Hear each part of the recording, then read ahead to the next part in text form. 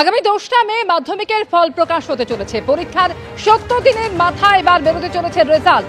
এবছর পরীক্ষার্থীর সংখ্যা প্রায় 10 লক্ষ। 2টা মে পর্ষদের ওয়েবসাইটে জানা যাবে রেজাল্ট। পরপর জানা যাচ্ছে 2টা মে সকালবেলায় ফল প্রকাশ হবে আনুষ্ঠানিকভাবে। মাধ্যমিকের এবং মধ্যশিক্ষা পর্ষদের সভাপতি সেই ফল প্রকাশ করবেন।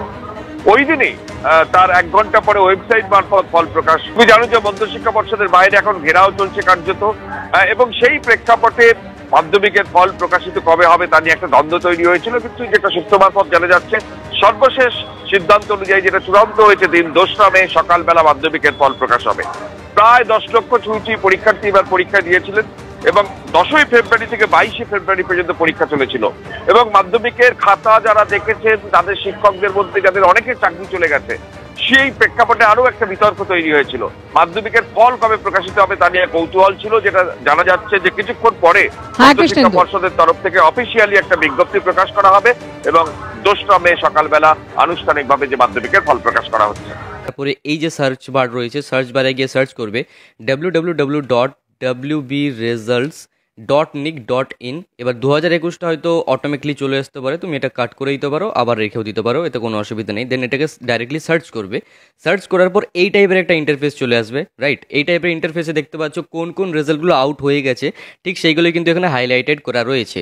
যেই মুহূর্তেই তোমাদের ক্লাস 10-এর রেজাল্ট আউট হয়ে যাবে, অর্থাৎ 10টার সময়, তো এইখানেতে ঠিক এইভাবেই কিন্তু একটা অ্যানাউন্সমেন্ট টাইপের কিছু একটা চলে আসবে। যেমন কিনা এই বিকমের রেজাল্টগুলো রয়েছে, সেমিস্টার 1, সেমিস্টার 3, সেমিস্টার 5, একইভাবে কিন্তু এইখানে তো তোমাদের ক্লাস 10-এর রেজাল্টটা এইখানেতে হাইলাইট হয়ে যাবে।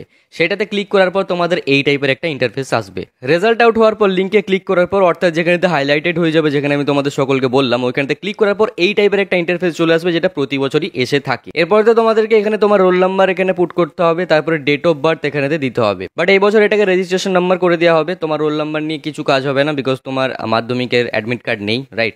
তো এখানেতে কি করতে হবে, তোমার রেজিস্ট্রেশন নাম্বার দিতে হবে, তারপর এখানে ডেট অফ বার্থ তোমাদেরকে সিলেক্ট করতে হবে। ডেট অফ বার্থটা ঠিক এই টাইপের হবে, প্রথমে ডেট, তারপরে মান্থ, তারপরে ইয়ার। এখানেতে ক্লিক করার পর এই যে ইন্টারফেস রয়েছে, এখানেতে ক্লিক করার পর তোমরা ক্যালেন্ডার ওয়াইজ কিন্তু এটাকে সিলেক্ট করতে পারবে। তারপরে তো সাবমিটে ক্লিক করে দিতে হবে। সাবমিটে ক্লিক করার পর তোমার যে পুরো রেজাল্টটা রয়েছে সেটা কিন্তু পুরোটা একদম স্ক্যান হয়ে চলে আসবে। তোমার টোটাল মার্কস কত, অর্থাৎ যে পুরো মার্কশিটটা রয়েছে সেটারই একটা কপি কিন্তু তোমার সামনে চলে আসবে। তো এইটা একটা সিম্পল পথ। এবং এই যে ওয়েবসাইটে, এখানেই কিন্তু বেশিরভাগ ছেলেমেয়েরা, অর্থাৎ 99% ছেলেমেয়েরা কিন্তু এখান থেকে রেজাল্টটাকে চেক আউট করে থাকে।